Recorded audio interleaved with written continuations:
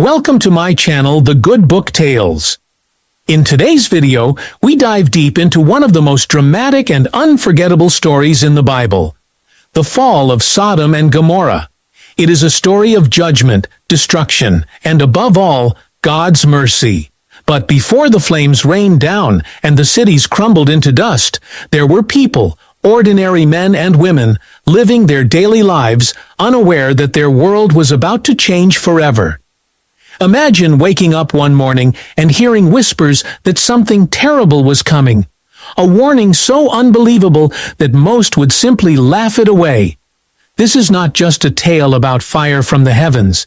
It is a story about choices, faith, and the cost of turning away from God. The story begins in the ancient land of Canaan, where two great cities stood tall, Sodom and Gomorrah. Known for their wealth and beauty, these cities were bustling with trade, laughter, and bright lights. From the outside, they looked like places anyone would want to call home.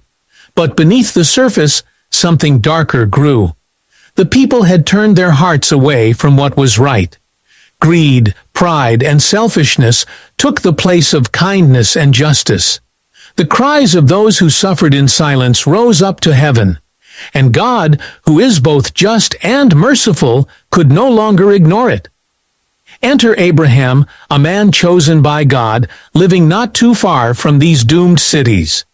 Abraham was a man of faith, a man who walked with God, and he shared a special closeness with him. When God revealed his plan to judge the wickedness of Sodom and Gomorrah, Abraham did something remarkable. He pleaded for mercy. Picture that moment. A man standing before the Creator of the universe, daring to ask, "Will you spare the city if there are just 50 righteous people? What about 45? 40? 30? 20? Even 10? This powerful exchange shows us not only God's justice, but also His deep mercy. He was willing to hold back destruction for the sake of even a handful of people who still lived with righteousness in their hearts. But what Abraham didn't know yet was that the situation inside the city was far worse than anyone could have imagined. That very night, two mysterious visitors, angels sent by God, entered Sodom. They came to stay in the house of Lot, Abraham's nephew, who had chosen to live among the people of Sodom. Lot welcomed them with open arms, unaware of the danger that would soon surround his home. Outside, the streets grew restless, and the sound of footsteps gathered as a crowd formed. These angels were not just visitors. They were messengers of God's final warning, the last chance for the city to turn from its path before judgment fell. As the night deepened, the tension grew.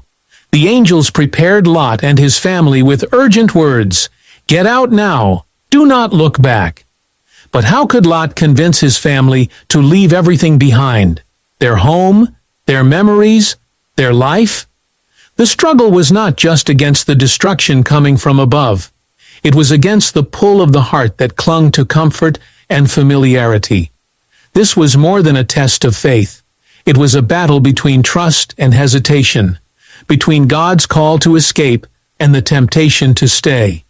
And then, as dawn approached, the first light of judgment was about to break. The sky, once calm, would soon burn with fire and brimstone. The people of Sodom and Gomorrah had no idea that their final sunrise was upon them. Would Lot and his family escape in time? Would anyone else choose to listen to the warning? And what happens when the mercy of God is ignored for too long? Stay with us, because the story of Sodom and Gomorrah is not just about ancient cities. It's a powerful reminder for us today about choices, faith, and the hope that even in the middle of judgment, God's mercy is still reaching out. The story of Sodom and Gomorrah has echoed through generations, but to understand its weight, we must step back and see how the world looked in those days. These were times when families built tents on open fields, when herds of sheep and cattle marked a man's wealth, and when communities were bound together by trust or torn apart by corruption. Abraham had chosen to live in the hill country, away from the noise and temptations of the cities, while Lot had gone in the opposite direction. He looked upon the lush valley of the Jordan River, rich and green like a garden, and thought it was the perfect place to settle. From the outside, it seemed like wisdom, but that choice would place him right at the heart of danger. The cities of Sodom and Gomorrah had every sign of success. Strong walls, thriving markets, lively streets filled with music and trade. Travelers passed through their gates with stories of riches and opportunity. Yet behind the shining surface, a storm was quietly gathering. Injustice ruled the streets. Those who were weak or poor found little kindness. The people had forgotten gratitude and reverence for God, and instead they lived for themselves. Their laughter was loud, their feasts unending, but their hearts grew empty. The cries of suffering rose higher, reaching the ears of heaven itself. God's plan was never hidden in cruelty. His warnings were always clear, his patience always long. For years, the people of Sodom and Gomorrah had the chance to turn back, to choose kindness, to live with justice, but they closed their ears to every whisper of truth.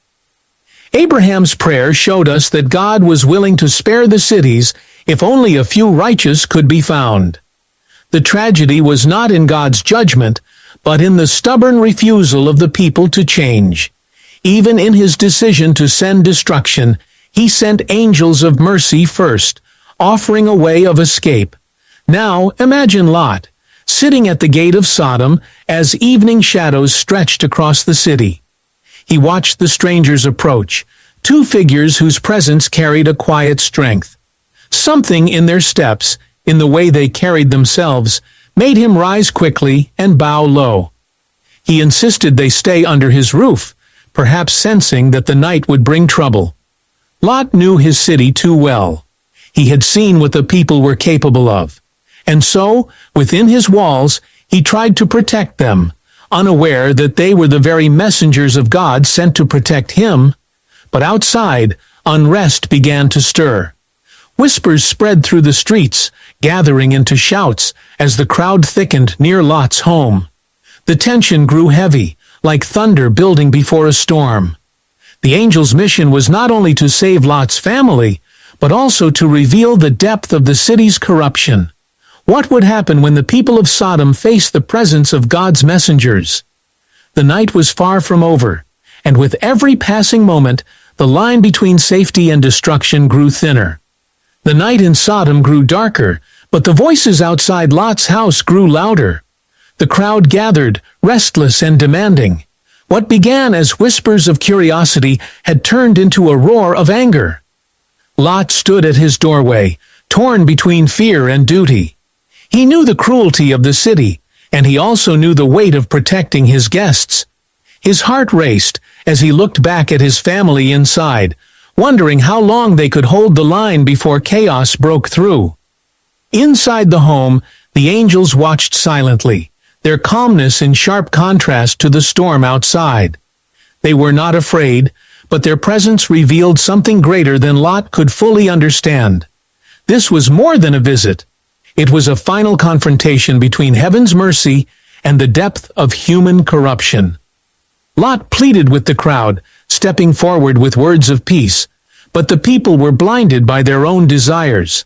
The noise pressed in from all sides, the tension choking the air, as if the entire city had gathered to test the very limits of God's patience. Lot's family, caught in the shadows of the room, struggled with their own doubts. His wife looked around at the home she had built, the possessions she valued, the life she had grown attached to. Could she leave it all behind at a moment's notice? His daughters whispered nervously, uncertain of what the future would hold if they were forced to flee into the night. Each heart carried its own conflict, the choice between trust and fear, between comfort and survival. The angels rose then, their power suddenly unmistakable. In a flash, the balance of the night shifted. But what they would do next, and how the city would respond, was still a mystery hanging heavy in the air. The air outside Lot's home pulsed with anger, fists pounding against the door, voices rising in a storm of demands. Each moment felt heavier than the last, as though the walls themselves trembled under the weight of the city's corruption. Lot's hands shook as he tried to reason with the crowd, his voice lost in the chaos. Fear clawed at his chest, yet he stood his ground, desperate to shield the strangers under his roof. He did not know yet that these visitors carried the very judgment of God upon Sodom and Gomorrah. The angels, still calm, watched the scene unfold. Their silence was not weakness, but authority restrained, as if they were giving the people one last chance to step back from the edge. But the crowd only grew more violent, pressing forward, determined to break down the door. Torches flickered in the night, shadows danced against the walls, and the cries of rage echoed through the streets. It felt as though the entire city had gathered, blind to the danger looming above them. Inside, Lot's wife clutched her daughters, her eyes darting between the door and the possessions that filled her home. The weight of leaving everything behind pressed heavily on her heart. The daughters whispered in fear, unable to understand why the people they had grown up around now threatened to destroy them. Every breath was a question. How much longer could they endure before the mob broke through? Then the angels rose. Their eyes shone with a power that no human force could resist. They reached for Lot, pulling him back into safety as the crowd pressed harder. Something was about to break, between heaven's judgment and the stubborn rebellion of the people. The moment of decision had arrived, and the night had reached its most dangerous point. The pressure against Lot's door became unbearable, the crowd shouting louder, fists slamming harder, until it seemed the house would collapse. Just as it felt hopeless, the angels stepped forward, their presence no longer hidden. With a sudden motion, they reached out and struck the mob with a blinding light. In an instant, confusion spread through the crowd. Men stumbled, eyes clouded, hands reaching for walls as they groped in the darkness. Cries of anger turned into screams of panic, yet even in their blindness, their hearts remained hardened, still trying to force their way forward. It was as if no warning, no miracle, could turn them away from destruction. Lot, still shaken, realized the true danger was not only outside, it was inside his own home. His sons-in-law, men promised to marry his daughters, laughed when he begged them to flee. To them, the idea of judgment raining from heaven was absurd, a joke not worth taking seriously. Their refusal cut deeply, because Lot knew their choice would cost them everything. Here the conflict grew even heavier. How could a man protect his family when part of that very family refused to believe the warning? The angels did not wait. They turned to Lot with urgency, their voices carrying authority that silenced every doubt. Gather your family. Take them now. The time is short. The weight of their words filled the room, and yet hesitation lingered. Lot's wife clung to her possessions, her heart torn between survival and the life she had built in Sodom. The daughters looked to their father, their fear mixing with confusion, waiting for him to decide. Every second lost meant the flames drew closer. Outside, the city did not sleep. Even blinded, the people stumbled through the streets, their anger feeding one another, the noise echoing against the stone walls. It was no longer just about Lot's house, it was about the entire city standing in defiance against God's mercy. The angel's command revealed the truth. The destruction of Sodom and Gomorrah was not a distant threat anymore. It was at the doorstep, and then came the twist. The angels, seeing Lot hesitate, seized him, his wife, and his daughters by the hands. It was no longer a request, it was an act of mercy, pulling them from the grip of hesitation. The urgency was overwhelming. The sky outside was still dark, but a strange silence hung above, as if creation itself was holding its breath, waiting for the first strike of judgment to fall. The choice had been made for them, but would their hearts be ready to let go when the moment came? The night gave way to a dim, uneasy dawn. The angels hurried Lot and his family out of the house, their voices firm, urging them not to look back and not to stop anywhere in the valley. The city behind them still stirred with noise, the faint sound of shouting echoing against the walls. But something far greater was about to break through the silence. Lot's heart pounded as he stumbled forward, clutching his daughters, while his wife lagged behind, glancing back at the home she loved. Every step away from Sodom felt heavier, as though the ground itself resisted their escape. Then, without warning, the sky split open. A roar like thunder shook the earth, and fire rained down from the heavens. It was not like any storm they had ever seen.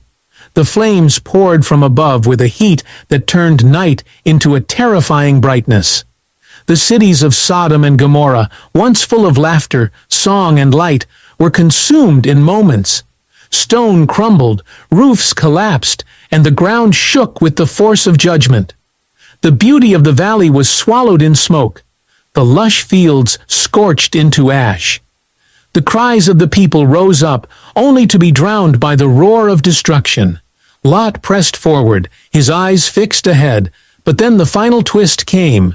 His wife, unable to let go, turned back. The pull of her past was stronger than the urgency of her escape. In that instant, she was caught in the judgment that fell upon the city. Where once she stood beside her family, now she was gone, a stark reminder of the cost of looking back. The shock pierced Lot's heart, but there was no time to grieve, only to move forward with his daughters toward safety. At last, they reached the hills, trembling, exhausted, and broken. Behind them, smoke rose like a giant pillar, darkening the morning sky. Everything was gone. The city, the people, the life they had known, all reduced to silence and ashes. The judgment of God had fallen, but so had His mercy, sparing those who chose to listen and flee. The story reached its climax in fire and loss, yet also in the fragile survival of a family that had been pulled from destruction at the very last moment. But even here, at the height of judgment, a quiet question lingered. What would become of the survivors now, carrying with them both the weight of mercy and the scars of loss? The flames had ended the cities, but the story of Lot and his daughters was far from over. The smoke from Sodom and Gomorrah rose high into the morning sky, a dark reminder of what had been lost. Lot and his daughters stood on the hillside, looking back at the valley that had once been full of life and promise. Where there had been homes, markets, laughter, and familiar streets, there was now only silence and ruin. The judgment had come exactly as the angels warned, and though they had escaped, their hearts carried the weight of sorrow. They had lost not only their city, but also their family, their friends, and the life they once knew. The grief was heavy, but so was the lesson that burned into their memory. Lot's daughters clung to him, shaken, but alive. They remembered their mother's last glance, the way her longing had pulled her back to the past, and they knew the danger of hesitation. Every step forward now was a step into an uncertain future, yet it was also a step away from destruction. God's mercy had pulled them out, even when they hesitated, and that mercy was their only reason for survival. As they moved farther into the hills, Lot thought of Abraham, who had pleaded with God for the cities. Though the cities were destroyed, Abraham's prayer was not forgotten. Lot himself, spared from judgment, was proof of God's compassion. It showed that even when sin reached its peak, God's desire to rescue and protect remained stronger. The fire that consumed Sodom and Gomorrah was a warning for generations, but the rescue of Lot's family was a reminder of hope and grace. In the quiet that followed, with the valley smoldering behind them, Lot and his daughters understood that life could never return to what it had been. Yet within the ashes lay a truth that still speaks today. The choices we make matter, the voices we listen to shape our path, and God's mercy is always present, even in the darkest hour.